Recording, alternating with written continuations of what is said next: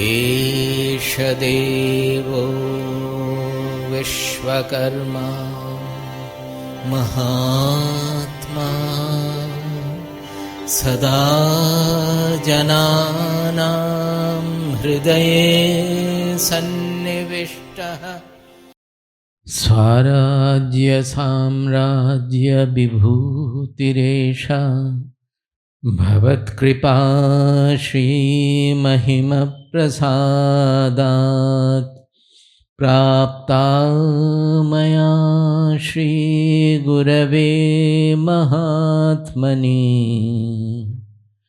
NaMo नमस्तेस्तु पुनर्नमोस्तु NaMo नमस्तेस्तु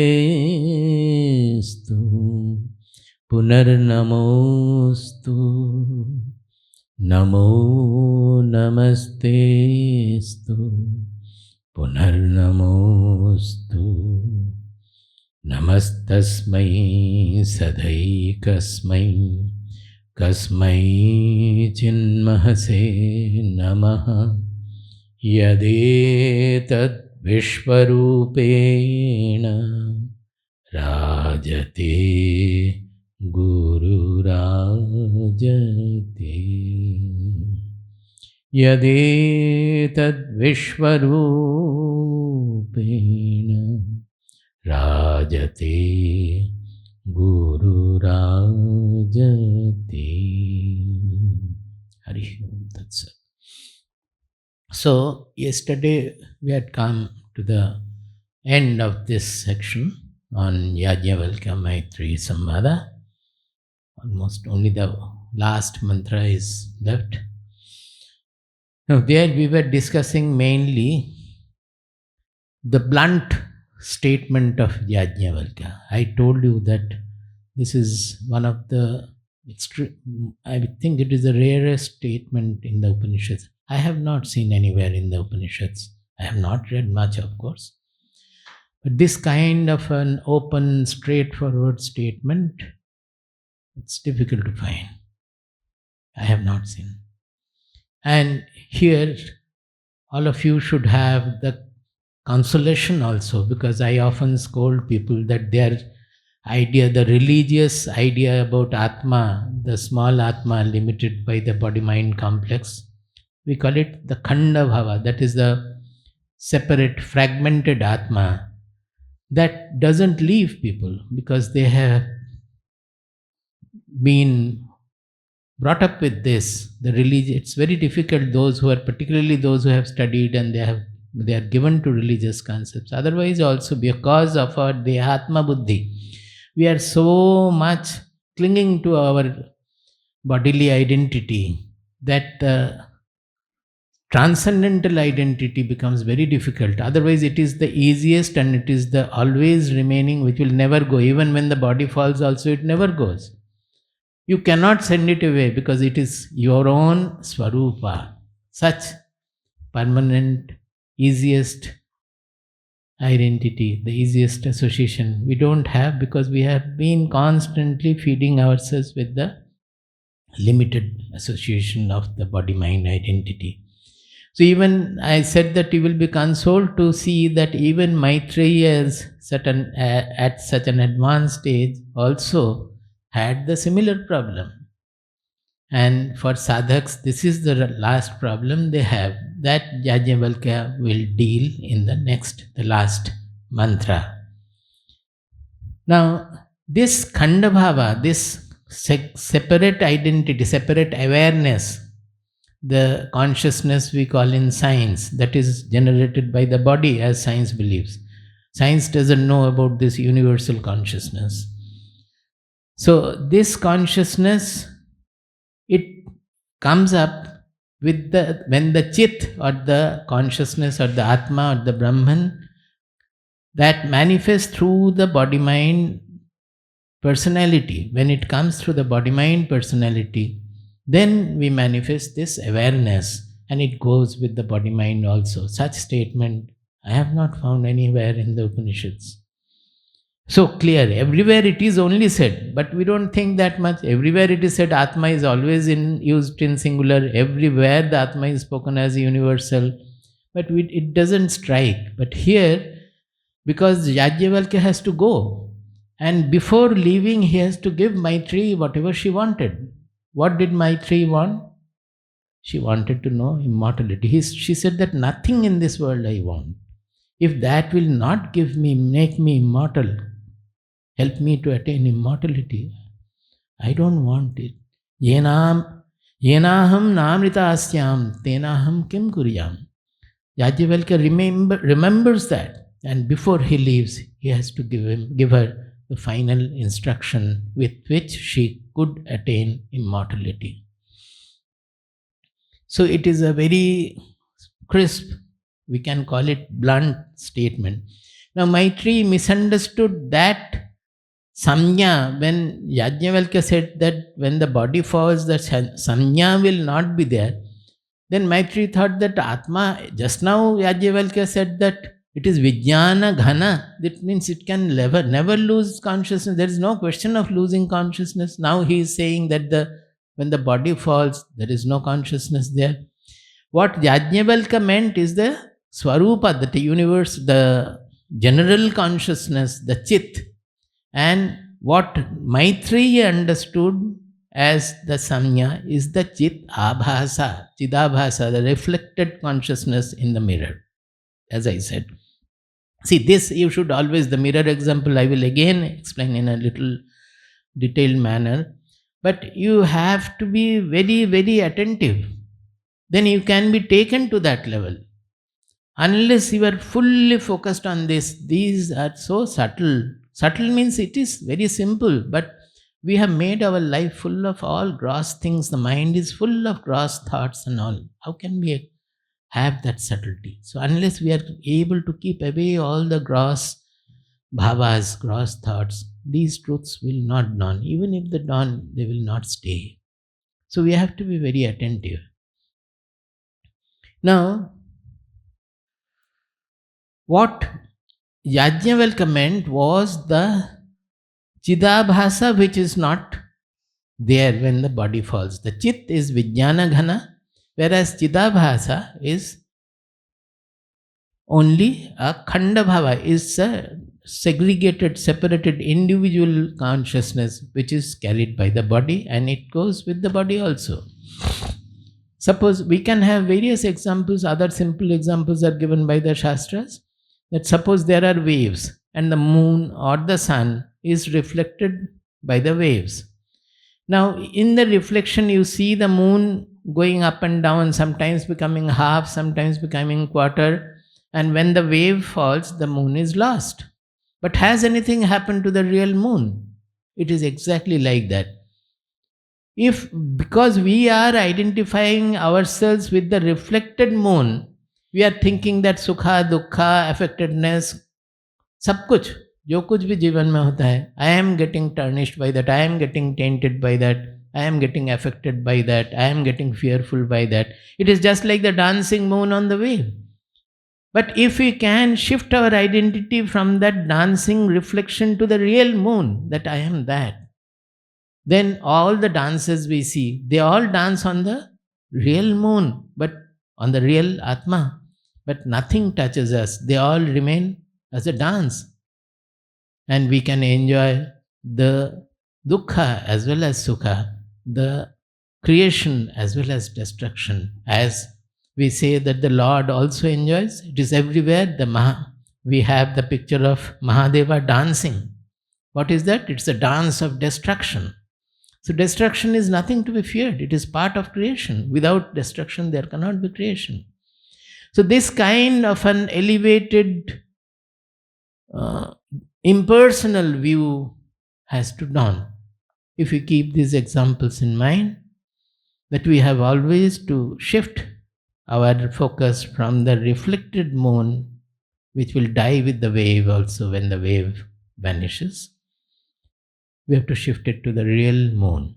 Now, yesterday I was discussing the mirror example, that the mirror, the light is coming from the top, This light, you can think about the chit, the consciousness, and the mirror is reflecting the beam, and with that beam we are seeing everything. The mirror is looking at everything. You can focus it anywhere you like. All the divisions, distinctions will be seen by that. Now, we discussed yesterday that the mirror, if the mirror thinks that this light which I am directing here and there is coming, is originating from me, then the mirror is wrong. Is it not? Yesterday we discussed. The real light is coming from there. Now, once you think that, well, it is wrong, there is, the light is coming from somewhere else. This mirror, which is the body-mind complex for us, there are millions of mirrors, all are reflecting the same light. But when the mirror breaks, that reflected light goes. It is just like our body falling. That reflected beam is no more available, which was reflected by that mirror. If the mirror becomes very dirty also, the reflected light will not be sharp. You will not be able to see everything properly, know everything properly. So depending on the condition of the mirror, this consciousness goes on changing. This consciousness means this samnya, this reflected beam. And we think that I am becoming like this, I am like that, I am like that. Actually, the real I, cannot be any change, because all these are possible with the objects. The real I is never becoming nothing in the objectitude at all. It is always the I and the I-amness, the subject of everything, the revealer of everything. We cannot conceive of any change, because the change means it's a limited thing, causal thing, something is going away. It is always an object before us. Thoughts can be changing, but this cannot change at all. Now, what happens is that we try to find out, we want to locate that where from is that real light coming. Then what will you do? Think that you are the mirror. Okay. What will you do? For you, the Chetana is that Chidabhasa, the reflected beam. So whatever you are seeing in the world, external world, you are seeing with the beam. In our case of a personality, you have to think the internal world of thoughts, emotions, buddhi, everything. That also you are seeing with that reflected light. Got it? Everything we are seeing with that reflected light. So from the gross example, we have go to a subtler level. That it is not only the external objects we are seeing with the reflected beam, but the internal thoughts, bhavas, emotions, intelligence, everything we are knowing with that reflected beam. Now, naturally, what we will do? We will try to shift that awareness to see our I. When I am told that no, that is not the self, there is something called real self, the real I, you have to realize that I. Immediately we think that with that beam I will see that real I also. So what we do, we try to turn that beam inward and inward. That is what all the Shastras also say. Kathopanishad says, Paranjikhani vyatrinat swayam bhuhu tasmad parang pashyati naantaratman. Kaschid dhiraha pratyagatmanam aikshada avritta jakshuhu amritatvam icchan. That some wise people, the Brahma has created all the Indriyas as outgoing. Some wise people, finding that this looking at the external things is never going to satisfy us, they stopped, they changed their focus, they inverted their focus, looked within, closing that external vision, they looked within, and then they discovered. What for they looked within? Is there anything non-changeful? Is there any amritatva? The whole universe is changing. Our inside mind, buddhi, everything is changing. We don't know of any change, any non-changing thing at all.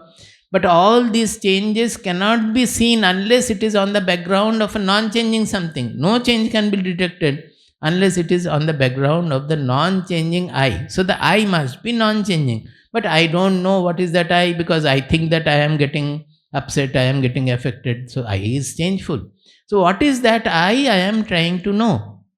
So for that, what we are doing is that the same awareness we are trying to focus inside. That is why in meditation you close your eyes, close the doors, no sound is there, nothing is there, so that you can focus the awareness inside. And there, what is the disturbance coming? The thoughts, mainly the thoughts, and whatever desires are there, all those things. Some intelligential analysis, is it this, is it that, etc. So they are also the object, the subtle objects. So leaving the gross objects, then the awareness is focused on the subtle objects. And you are not happy with that, because you want to see where from is that I sense coming, where from is that real light coming. So what will you do? You will try to shift that awareness from the thoughts also to that I-ness. So what are you trying to do in the form of the mirror? The mirror you are turning to find out what is the light. When will you detect the light? When you have turned the mirror completely perpendicular to the light? Is it not? But you are still, we remain fool even there also, because we think that sun, the main light where from it is coming, that sun I will see with my reflected light of the mirror. Do you understand my point? Because everything we are seeing with that knowing with that chidabhasa, that reflected beam. So we are thinking that the real I, the consciousness, also I will need to see that reflected beam to be turned. When we turn it, actually the reflected beam has gone. It is only the real light is coming. But we are not able to recognize that light, because in our mind we have got used to, we have developed sangha to this reflected light.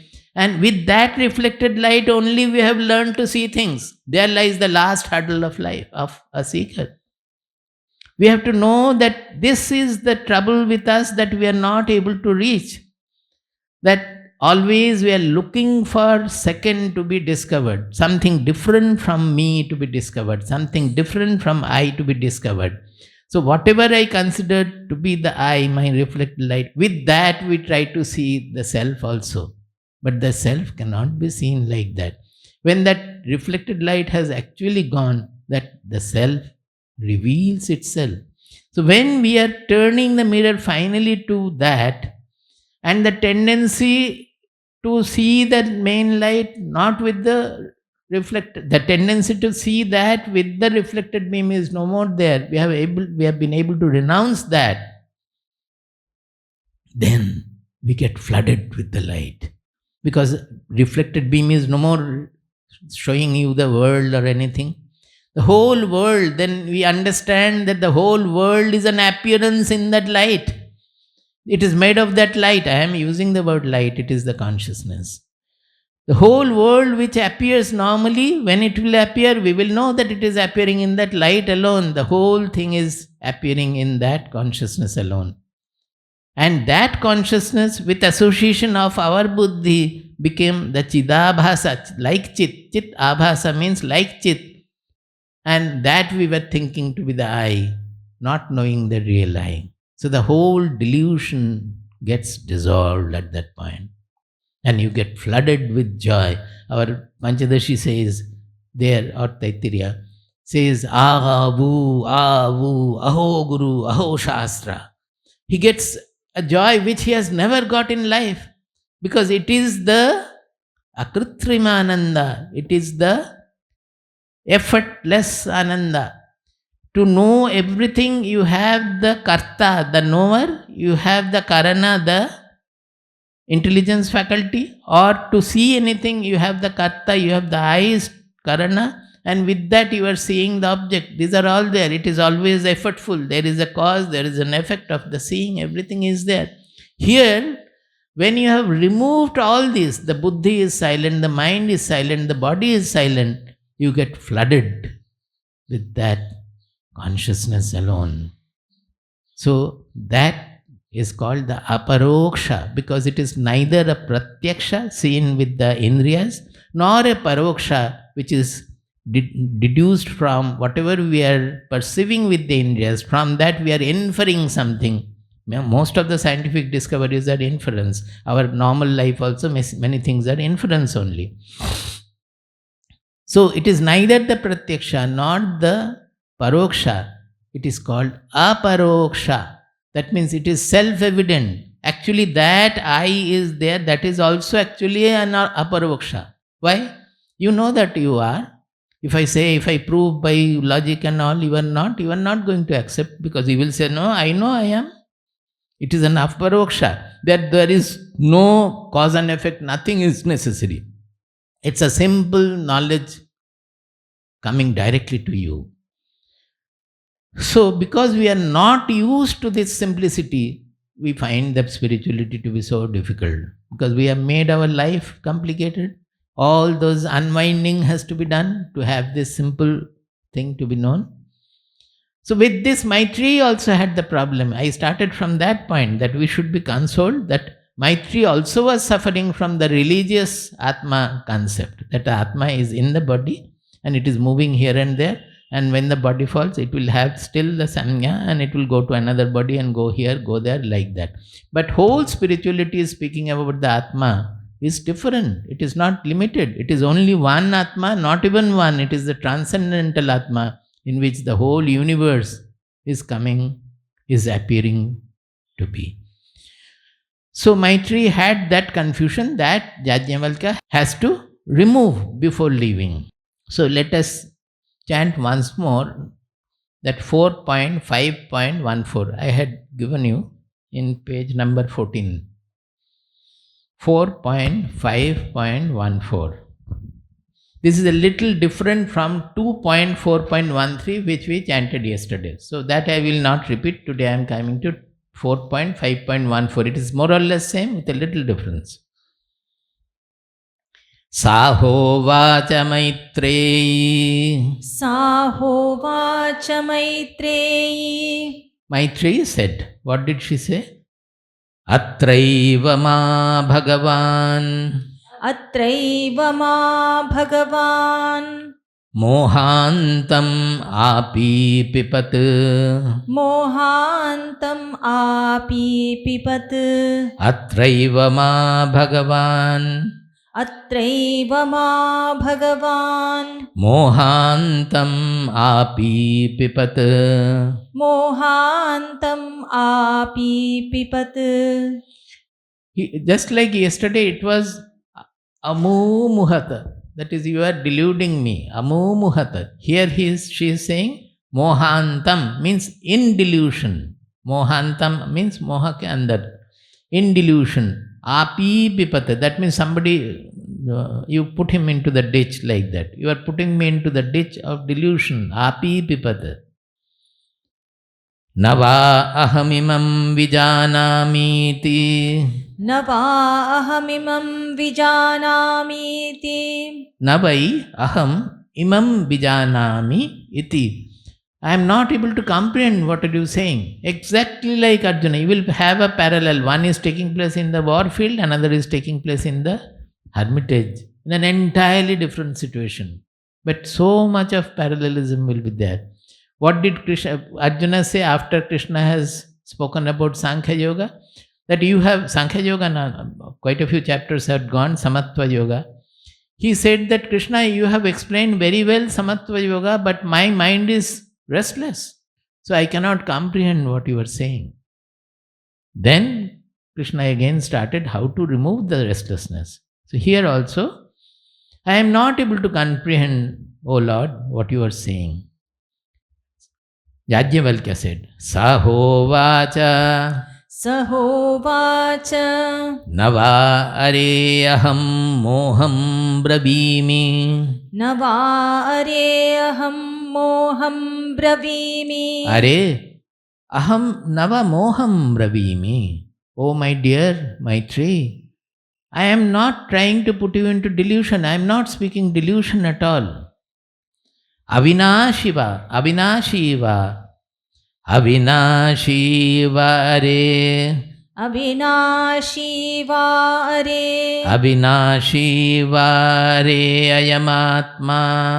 Avinashiva are ayamatma. Anuchitti dharma. Anuchitti dharma. Avinashiva are ayamatma. Avinashiva are ayamatma. Anuchitti dharma. Anuchitti dharma. So he said that, Maitri, I am not saying anything to delude you. This Atma is Avinashi. It is imperishable.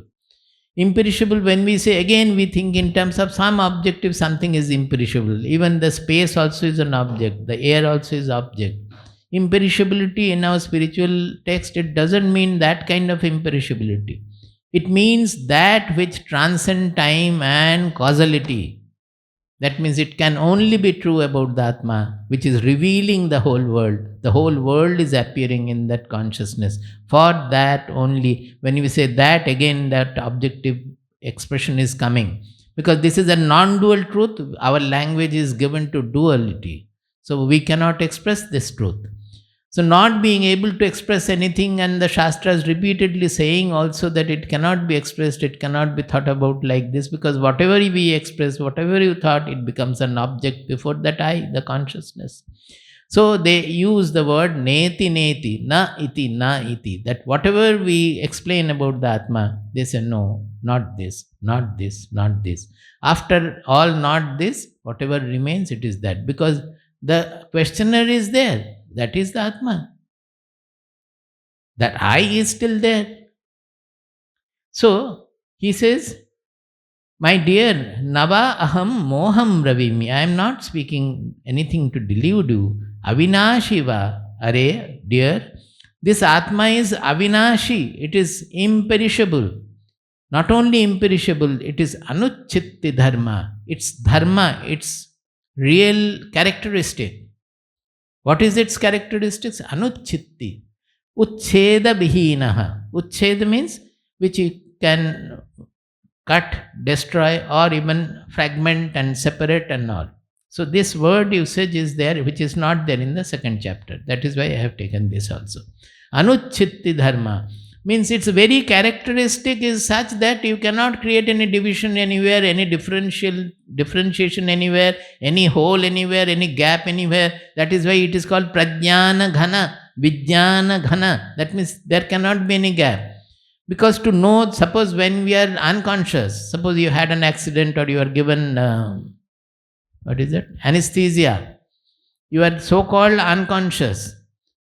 Now, in that case, there is no external signal, the senses are not working, the mind is not working, the buddhi is not working. So, you had a blank, we call it,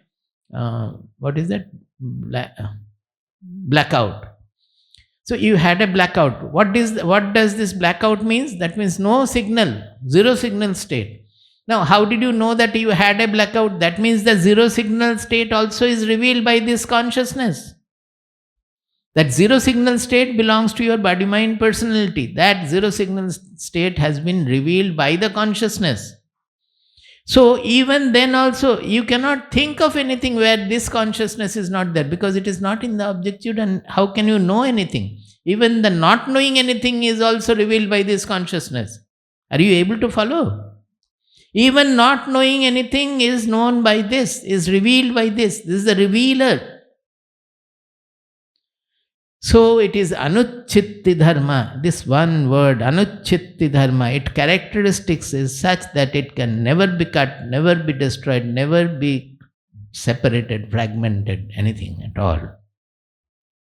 So he wanted to clarify that, Maitri, I am speaking about that swarupa of you, that real swarupa, the chit. But you are thinking that which is the Chidabhasa, which is the divided, which is having an individuality with it. Just like the lump of the salt, when it was outside, when it has been put inside the water, that individual Nama Rupa of the lump of the Lavana Khanda, that is gone. It has got mixed and merged with the whole sea water, the salty water of the sea. There is no separate identity. Now, why the religion doesn't speak about it? Because it is difficult to understand. Second, most of the, even 99.999999% will never listen to it also, want to understand it also. How many people are listening to the lectures also? Even not 0.000010 to the power 10 minus nothing. Nobody wants.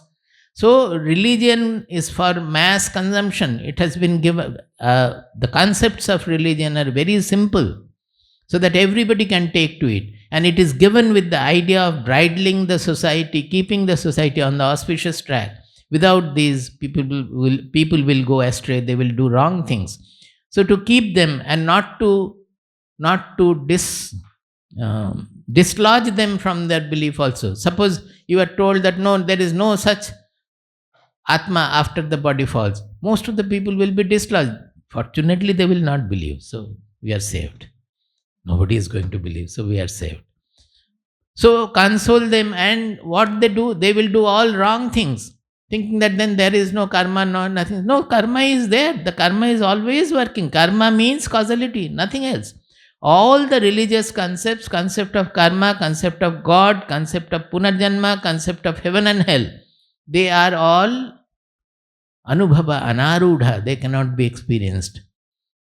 So they cannot be proved, they cannot be disproved also. So the religious concepts are based on such concepts which cannot be proved, cannot be disproved. So that believing in them, people continue on the right, on the auspicious track, and someday their query will dawn. Someday an enquiry will dawn, and they will like to know that what it is. Just like Nachiketa, he went to Yamaraja and asked that you are the Lord of Death, so you are the best person I have got. Please tell me about death, that what happens when the body falls. Some say something is there, some say something is not there. I would like to learn the truth of it by remaining under your tutelage. So, when the enquiry dawns, we have to transcend, outlive all our initial elementary concepts. Just as you go on higher and higher classes, you have to get promoted in your mind also. Suppose somebody say that no, I have studied up to 7, that is all, I know everything, I don't want to go beyond. Then he is missing the knowledge further. Suppose those who have studied Newtonian physics in school, when they go to the college and they are taught relativistic physics, saying that the Newton's laws are not all right, the Einstein's laws have to be taught. Those who are not able to crack their brain to understand relativity, they will remain there, they will not go for it. But if you want to understand the subtler truth, the higher truth, you have to go further. There is no end to it. You have to go like that. Here also it is like that. So Yajnavalkya is trying to help Maitreyi to go to the subtler truth, finally to the actual truth, the ultimate truth. Now the last mantra, 4.5.15. It is very simple. Sanskrit is very simple. Because the truth is simple, so he has to come down to a very simple expression. Yatra hi dvaitamiva bhavati. Yatra hi dvaitamiva bhavati. Taditara itaram pashyati. Taditara itaram pashyati. Yatra hi dvaitam iva. Iva and eva, both, you have to be very careful where it is iva and where it is eva. Eva means like. Eva means like. Praya, that is Dvaita Praya, or you can say like Dvaita. Because this duality is not truth, so they are using the word Dvaitam Eva. Dvaitam means duality. When there is duality, multiplicity, it is as it were there is duality. Because truly speaking, when you have the true knowledge, true vision, then Dvaita is not there, everything is Atma. But when it is appearing like Dvaita and multiplicity, multiple things are there, appearing as if, because they are all appearing in the consciousness, so they are actually not. But as long as that appearance is there, that is Dvaita Praya or Dvaitam Iva Bhavati. Tad itara itaram pashyati. What happens? Tat itaraha itaram pashyati. The seeing takes place. How does the seeing take place? Be very attentive. The moment the Advaita is gone, that is, subject-object division has come. From the non-dual knowledge Atma, the Vijnanaghana Atma, Dvaita has come up. That is, the first thing in Dvaita is the subject-object division. That is, I am the subject looking at the world, which is object. Or inside also it is object. Always we are looking the world is appearing inside only. So that need not be said. But itara means separated from something else. So the moment we have got disconnected from the reality, we have become the egoistic personality. That is itara. Be very, very attentive, I am saying repeatedly. Itaraha itaram pashyati. That means that who is seeing also is itaraha. Means he is no longer the Vijnana Ghana Atma.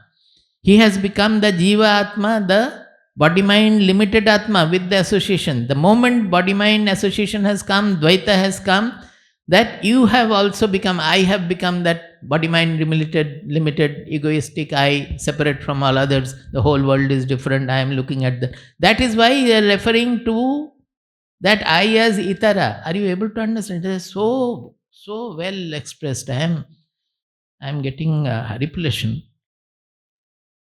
Horripilation is not the right word.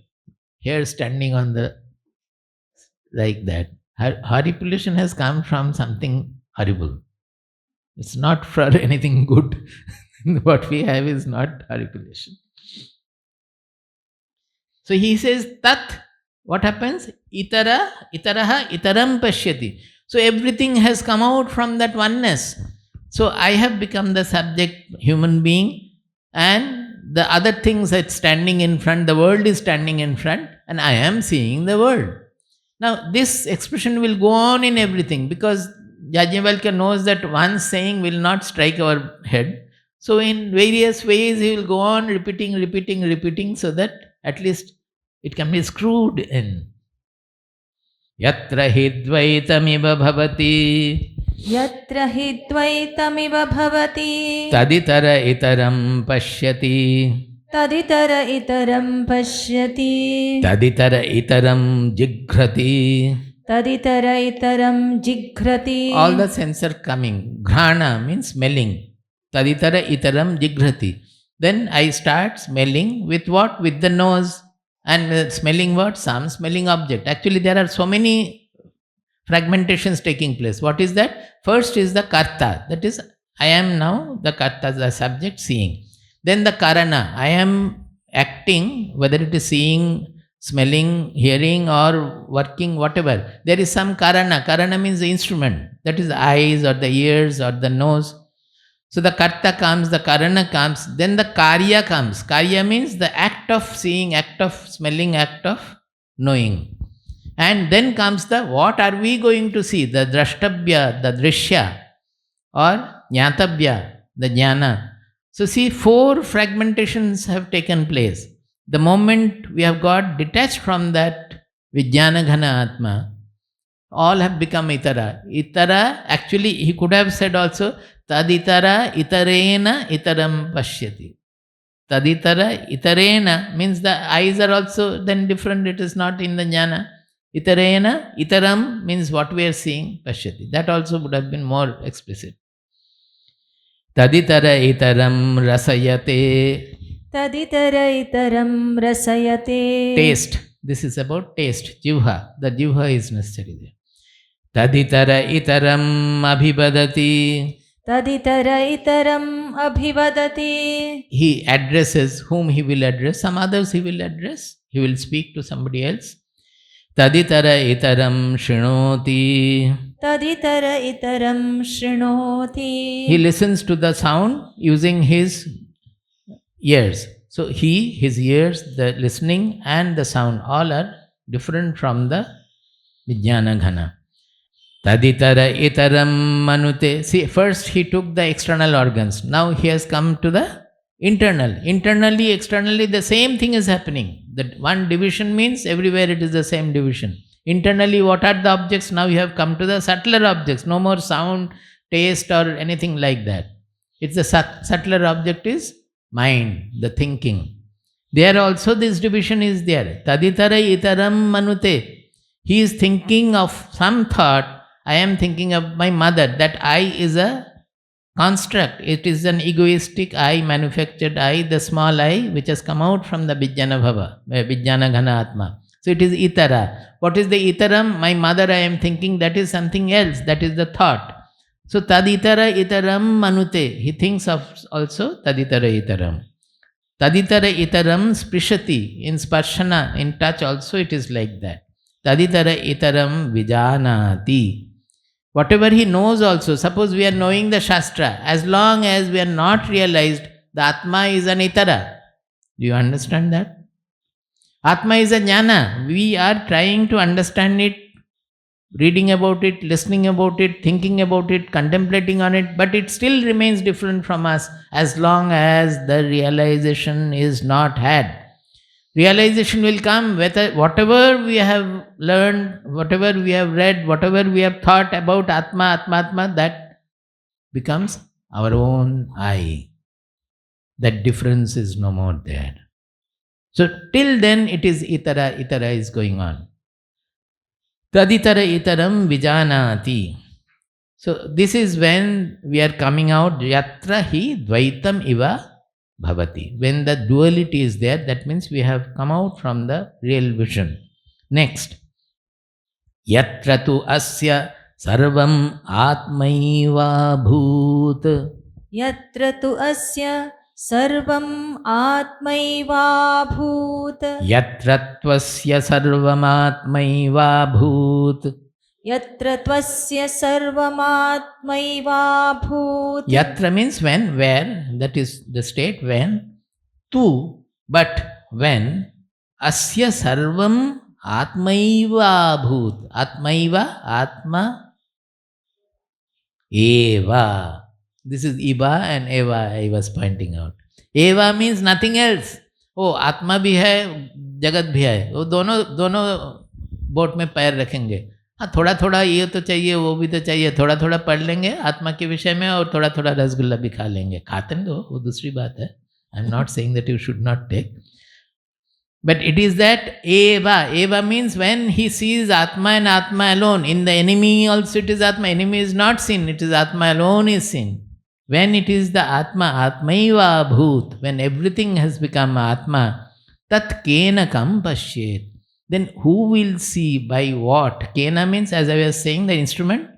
The eyes are also not there. Tat Kena, by what? What will be seen? What will be seen and by what? Tat Kena Kam Jigret, what will be smelt and by what? By whom?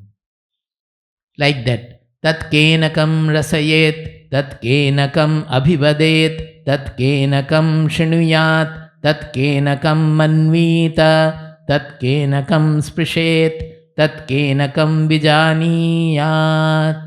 Who will know what? We are trying to know the Atma. How can you know the Atma? The moment if you know the Atma, then Atma becomes different from you. That is not the Atma. Atma is what you are. I always try to express this by saying that our tendency to always see something different from us goes into the self-realization effort also, and we try to see the self as we see the other objects in the mind and anywhere. So by that very process, that effort is objectivizing the subject, non-selfing the self. Because that which is revealing is the self, not which is revealed. If the self is something to be revealed, then that is not the self. That is only a knowledge of the self, something. It's not the real self. The self cannot be seen or revealed by anything else. It has to be self-revealed. It has to become very clear. So when we are progressing, all this vichara should be there. Otherwise we will be stuck up. We'll get stuck up in some form and go on with the same thing. That is why our Shastras repeatedly caution, because it is the last hurdle we have to cross over. And they say that, why are you not able to overcome? This I say, nobody will be happy. Shall I say it? But it's the truth. It's the greatest truth. Why are we missing at that point? Why are we not able to get over that duality? Because of bhogecha, tendency to enjoy. If there is no second, then we feel that we lose all our enjoyment. That tendency is very deep rooted in us. That is why in meditation also, the moment we get something to enjoy, we get caught there. We don't want to go further. If something happens, we are afraid of death. Perhaps I am going to die. Because the ego, when the ego falls, you may think you are so attached to the ego that when the ego falls, you will think that I am going to die. Because your identity is with the ego. So our Gaudapada says that Yoginam vibhyati hyasmat abhaye bhayadarshinaha. All cautions are there everywhere in our Shastras. Only we have to read it. Yoginaha bibhyati hyasmat abhaye bhayadarshina. Even the great yogis also, they come back from that. Because of fear. What fear? Abhaye bhayadarshina. In the abode of fearlessness. That Atma is the abode of fearlessness. That is what here also he is saying. When there is no second, what he will fear? From whom? There cannot be any fear. It is the abode of fearlessness. And they think fear in the abode of fearlessness. Why? Because of the ego, and they think that I am going to die. Actually, the ego is going to fall, but they are attached to that egoistic I. So it is because of our bhogecha. So they, in many shastras, this caution is there. As long as he will like to enjoy the world, you can understand everything. Vichara can be there also in its theoretical form, you will understand, but the realization is not to be had. Have you not become unhappy? Nobody wants to remove the joy because they don't know the joy of the Atma. That Shastras have exaggerated so much. If this joy is this, then that joy is 10 times, then the other joy is 100 times, and this is infinite times more. Actually, it is not that kind of a joy at all. It's a prasada, it's a fulfillment, it's an ease. You become absolutely easy. Nothing to be done. You become zero. So no effort. It is the joy of effortlessness. Nothing to be done. So that is the joy. Tat kena kam sprishet, tat kena kam vijaniyat. Who will know what? Whom? Yenedam sarvam vijanati, tam kena vijaniyat. Yena idam sarvam. Yena, by whom? Idam sarvam vijanati. Everything is known. That consciousness is revealing everything. Even revealing the no signal state also. Shunya also is revealed by the consciousness. Tam kena vijaniyat. Who can know it?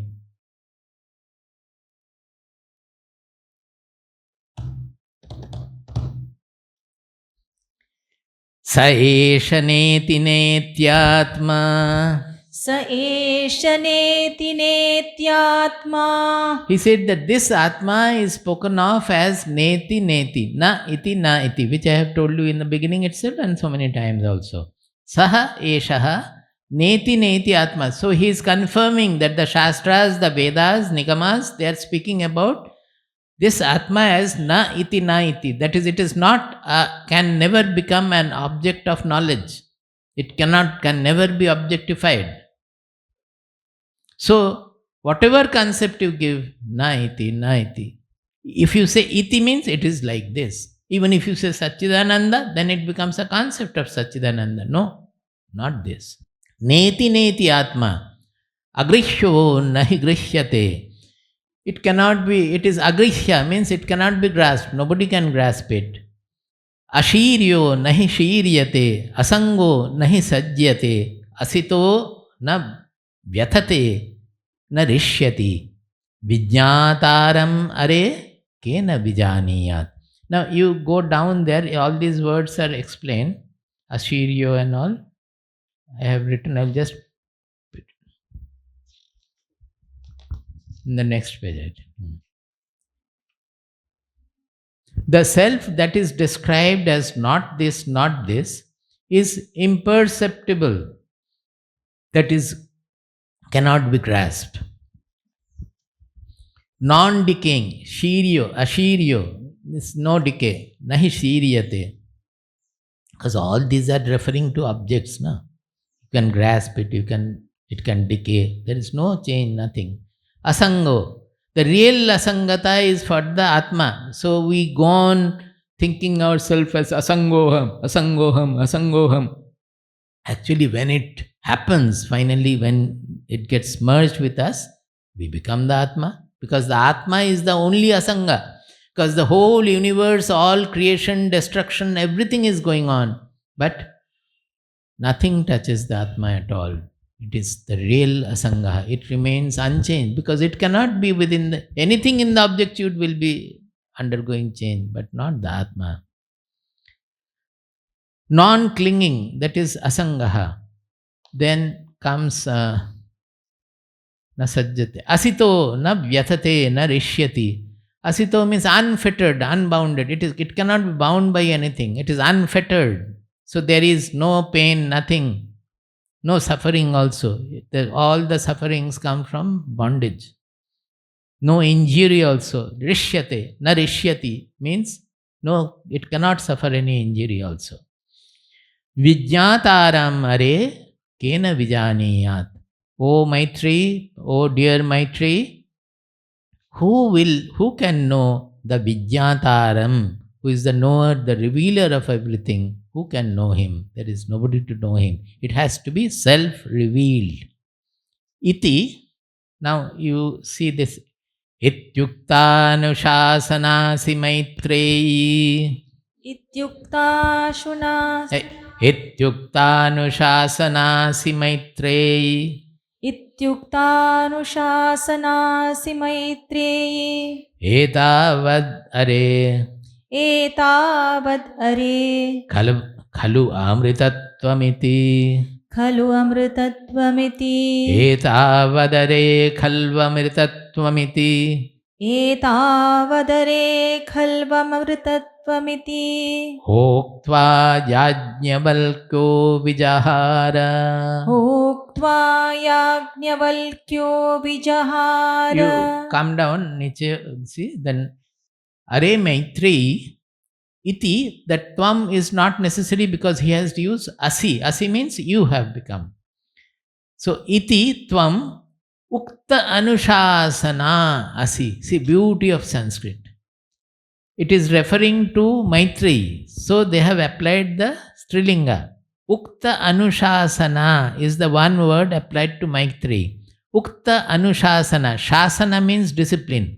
Anushasana means the instruction which is coming from the guru or the teacher, instructor. So, Maitri, you have become an instructed, or you have got all your instructions. So, such a Maitri who has got the instructions.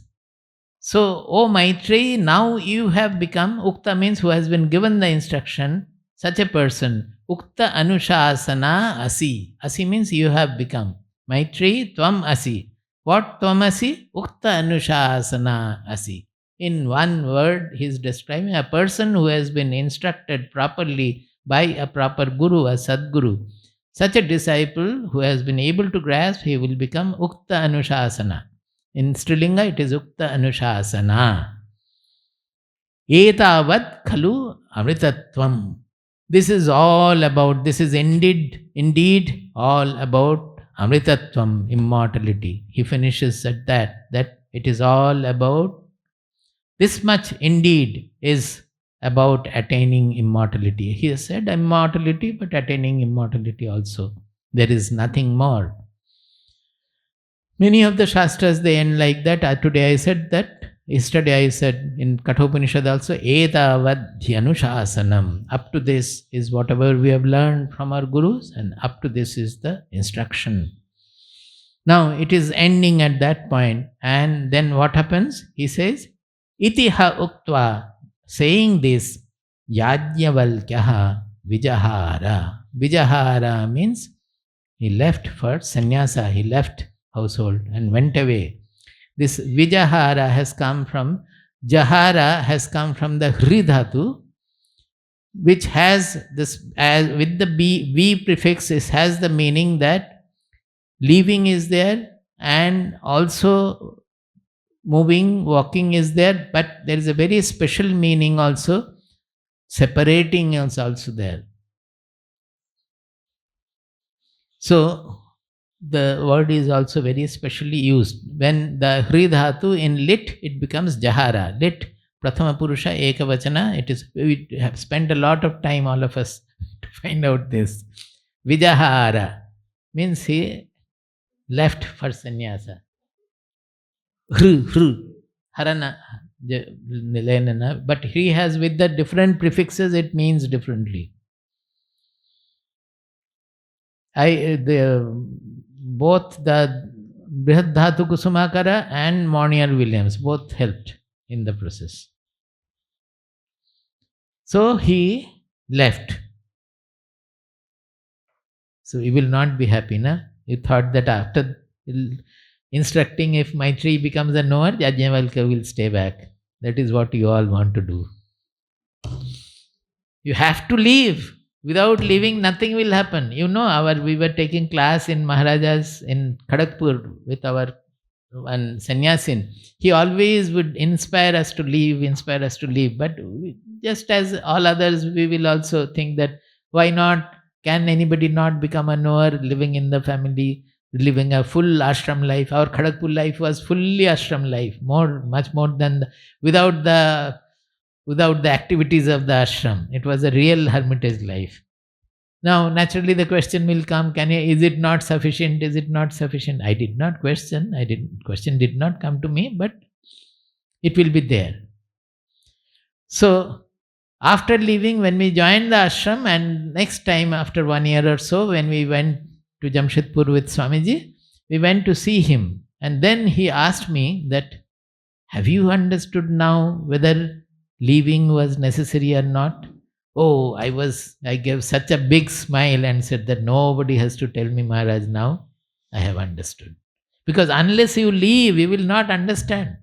Remaining under the fort of our household, Ramakrishna Devi used to say that remaining in Garhastha and doing tapasya is better, because you are fighting from the fort. All others are the enemies, are all outside. You point your gun from the fort and hit them. But coming out is coming in the wide open. Baba used to say that you go to the island and burn off the boat so that you cannot come back. That leaving, it is such a joy. This example we often give for Bhagavad Gita, that suppose a person has lost everything, lost his property, lost his house, lost his family because of some calamity, natural calamity or so.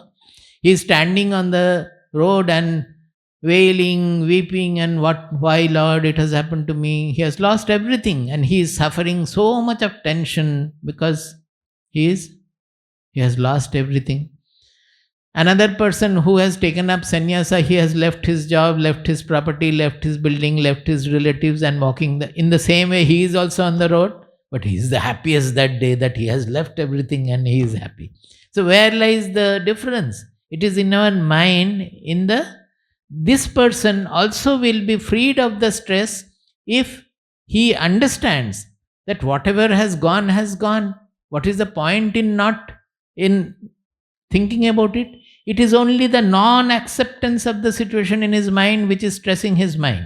Do you get my point? Not accepting whatever has already happened. He cannot do anything. It has already happened.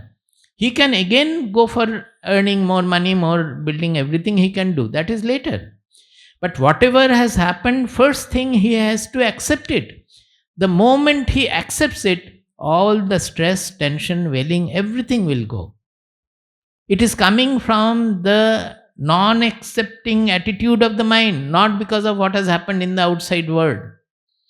In the same case, in the sannyasin's case, by living he is happy because that is what he wanted. And he has to become such that anywhere he will remain that happy because of the acceptance that everything, whatever comes, he is ready to accept. That is the meaning of surrender. But first, let me finish with the Yajnavalkya Maitreyi story, because I spent a lot of time going into the research done on the Shukla Yajurveda. It is from Shukla Yajurveda. So there it says that the Videha, the Janakapuri, was a place of learning. It was thick with all scholars and everything.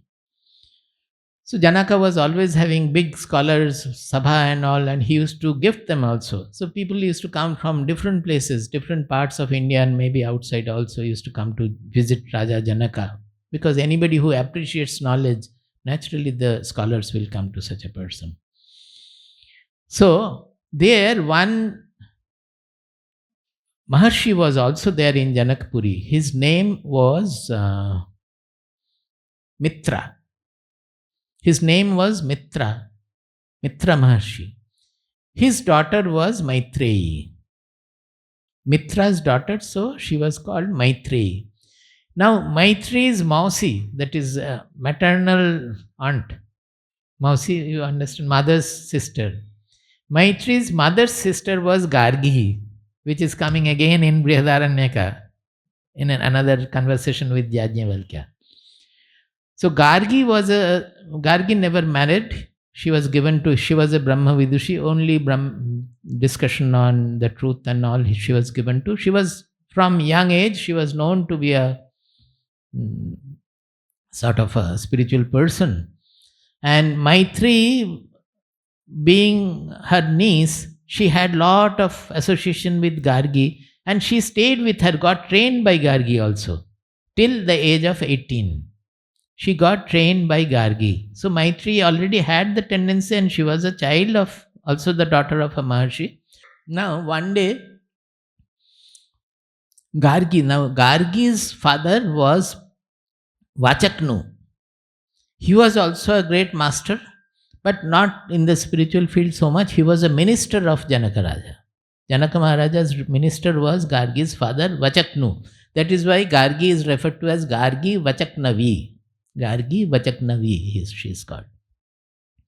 So one day there was a huge yajna was being performed by Janaka Maharaja. He was given to knowledge as well as karma also. Being a king, he has to perform yajna.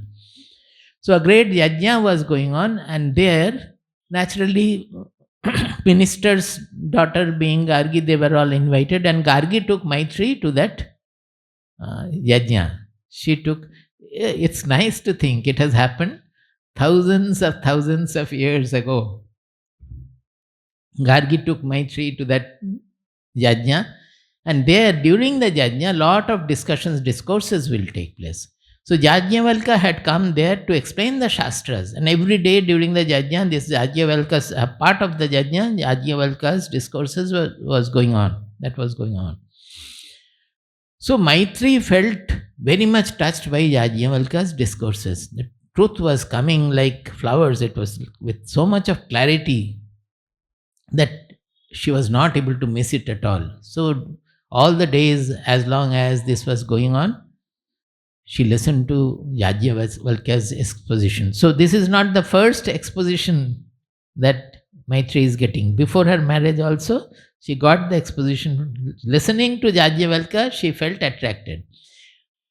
And she wanted to be under the tutelage of Yajnavalkya. Now she was only 18 years old and a spinster. So remaining in the Gurukula where all the male people are there and all, it was not considered to be very good. For a girl, it was very difficult because she was getting trained under her Mausi, Gargi. But going to Yajnavalkya's Gurukula was difficult. So what to do? She told Gargi. Gargi also felt that she should be promoted because I don't know anything. Yajnavalkya knows much better than that, and she has already developed that attraction for Yajnavalkya. So it should be allowed, but nobody will accept it. So Gargi went to Yajnavalkya. Katyayani. Yajnavalkya had wife as Katyayani. She was the daughter of Katyayana, another Maharshi.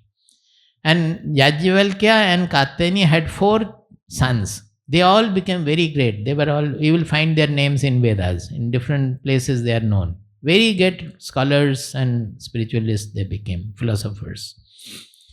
So already they were a happy family with Katyayani, and Yajnavalkya was very happily living, understanding each other. And Katyayani also was a person of very great liberal dimension. That we did not know from here. Only now I come to know. So Katyayani was Gargi's friend. Gargi went to Katyayani and said that this is what Maitri needs, and I also feel that she needs. But what can be done? Because in the Gurukula with all the male students, how can she stay? She thought that Katyayani will do some solution to be found out. Now both of them thought, and it can only be done if Yajnavalkya marries Maitri. So actually, Gargi and Katyayani went and proposed to Yajnavalkya that Maitri should be married to you. Yajnavalkya was very much, she shuddered. He said, how can it be? Katyayani, will you not become jealous? Will you not have differences of opinion? We are quite happy, we have everything. her seeking also has to be looked after, but what can be done in such a condition? Katyayani said that no, nothing will happen, Lord, you have faith in me, I will look after everything. She is given to only this spiritual pursuit, so your family along with Maitri, everything I will look after. Let her marry you so that the society cannot say anything wrong. She will be a student for you. Let her marry. Through marriage only this can be solved. So that is how she got married to Yajnavalkya and learnt under. And after very soon, Yajnavalkya wanted to leave. That part I have told, that he was leaving, and before that, you should be able to relate everything. That what was Yajnavalkya, what did Yajnavalkya say? That I am going to leave, I am dividing the property. That was one. Another is, what did Maitri say? That I want immortality. So Yajnavalkya fulfilled her enquiry towards immortality, and then only he could leave. This is what the Shastras say, that if you leave for sannyasa, you have to take permission from if you are unmarried, from your mother, if you are married, from your wife, and they should agree to your departure. Now Maitri, as long as she was not given the knowledge, she would not agree, and you cannot leave her also if she is an enquirer of truth. You cannot leave her without fulfilling her. So whatever to be given, you must give and then leave. Everything is embedded in this small story. It's one of the brief chapter, only few shlokas are there, 14, 15 shlokas, mantras. So this is the story, and you have after that, after Yajnavalkya left, Maitri also became an ascetic, living on alms only, bhikshuni, and she was speaking also here, there, many places, and one famous Upanishad is there, Maitreyi Upanishad, which was supposed to be, which is assigned to Maitreyi also. And Yajnavalkya's son Katyayana also has, not Upanishad, but some other Shastras are there. It's a very illustrious family in our scriptural heritage that we know of. Now, this Brihadaranyaka Upanishad but towards the end, it gives a very direct message. That is the story I was about to tell. You thought that this is the story I wanted to say. There is another story. It is not related to this. That is, it says that Brahma had 3 groups of children. 1 Devas, 1 Manushyas, and 1 Danavas, that is Asuras. 3 kinds of children they were there. That is from the 3 Pita. He had, Brahma is the creator. So whatever is created, the criminals also has to be created by Brahma only. So don't think that Brahma had only good child. All kinds of children, all kinds of human beings you are seeing, they are all Brahmas, Vamshadhara. They are in Brahma's lineage. So how much of impersonality Brahma should have had? He doesn't get touched, affected by anything at all. But he solves problems, whatever comes. If he cannot, he goes to Vishnu to solve those Purana stories are there. So, all the 3 categories, they were under Brahmacharya. They were studying. After finishing their Brahmacharya, when they go for their life and all, they came to take the final advice from Brahma, the Pitama, the great Pita Brahma, Prajapati. Brahma is called Prajapati, the ultimate lord of all the beings. So first, the Devas came that, Father, we are now completed our Brahmacharya. Can you give us one advice which we have to follow? We have come for that advice.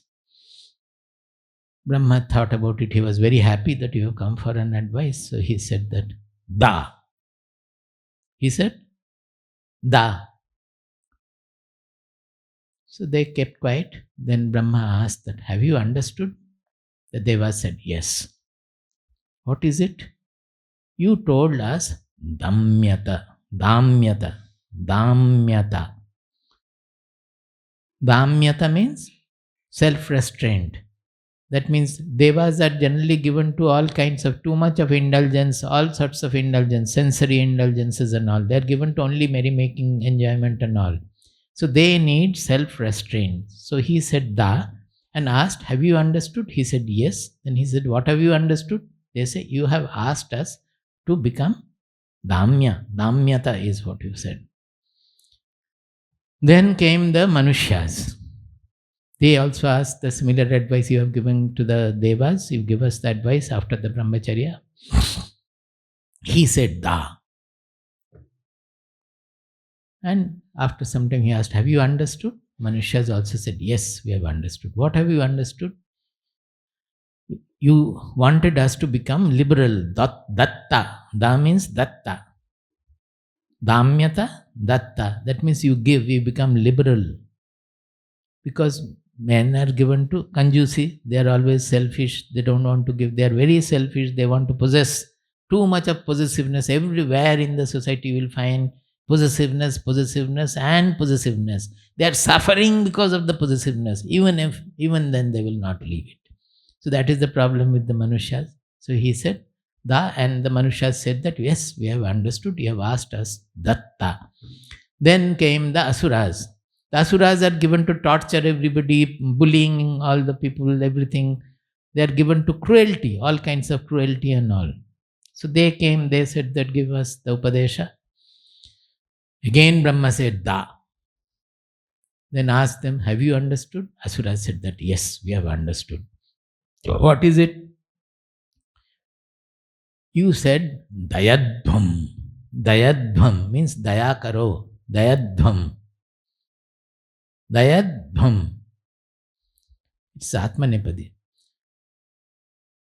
Because you need compassion. Daya means compassion. So they also went back. Now, the Upanishad says that these are the three last instructions given by Brahma to all his children. Now, don't consider that they are separate groups. All the three are there in us. We have the Deva in us, we have the Manusya in us, and we have the Asura also in us. So, instructions are for all of us. What are the three instructions? Damyata, Datta, Dayadvam. All of you will remember our Kanchi Maitrim Bhajata, that even where our M.S. Subbulakshmi had sung, there Damyata Datta Dayadvam Janata is there.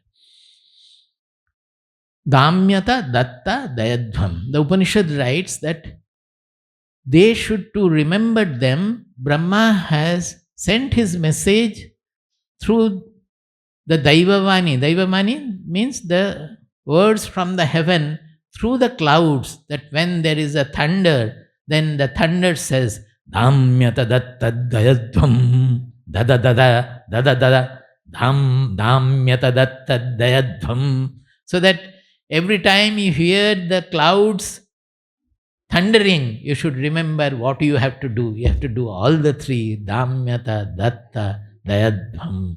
You should have self-discipline, self-restraint. You should have enough of liberal mindset. Give away, never hold on. Our mothers used to say that never put your hand like this, put your hand like this. Always give, don't ask for anything.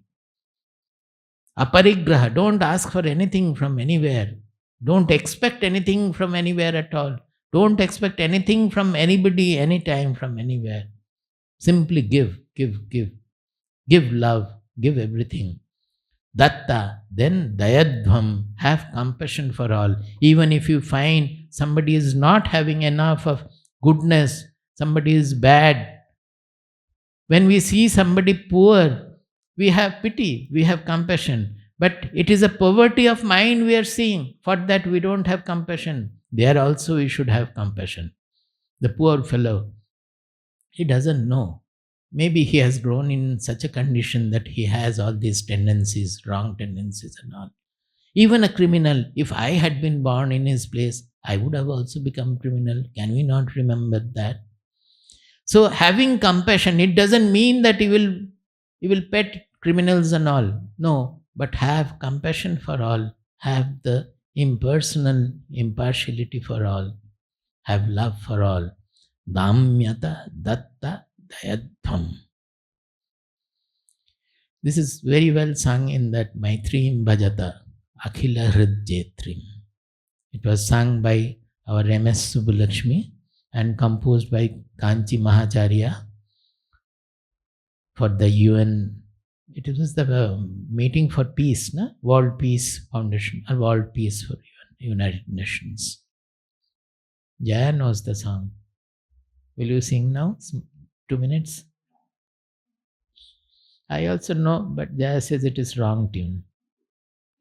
मैत्रीं भजत अखिलहृद्येत्रीं मैत्रीं भजत अखिलहृद्येत्रीम् आत्मवदेव परानपि पश्यत आत्मवदेव परानपि पश्यत युद्धं त्यजत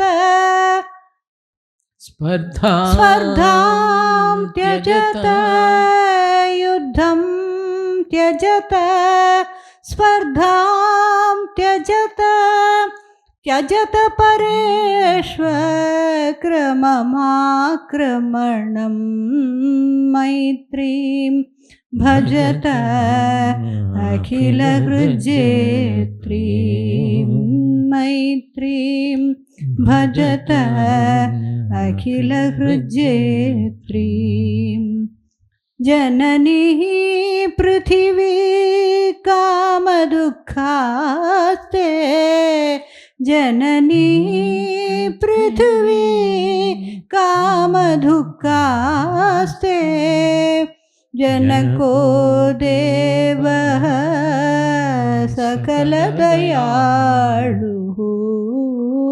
जनको देवः सकलदयालुः दाम्यददत्त दयध्वं जनता दाम्यददत्त जयदयध्वं जनता श्रेयो भूयात् सकलजनानां श्रेयो भूयात् सकलजनानां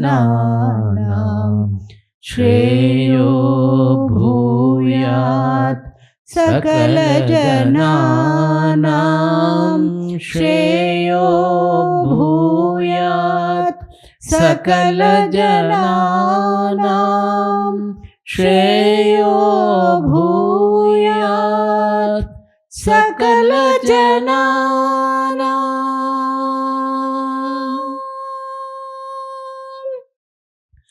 मैत्रीं भजत अखिलहृद्येत्रीम्।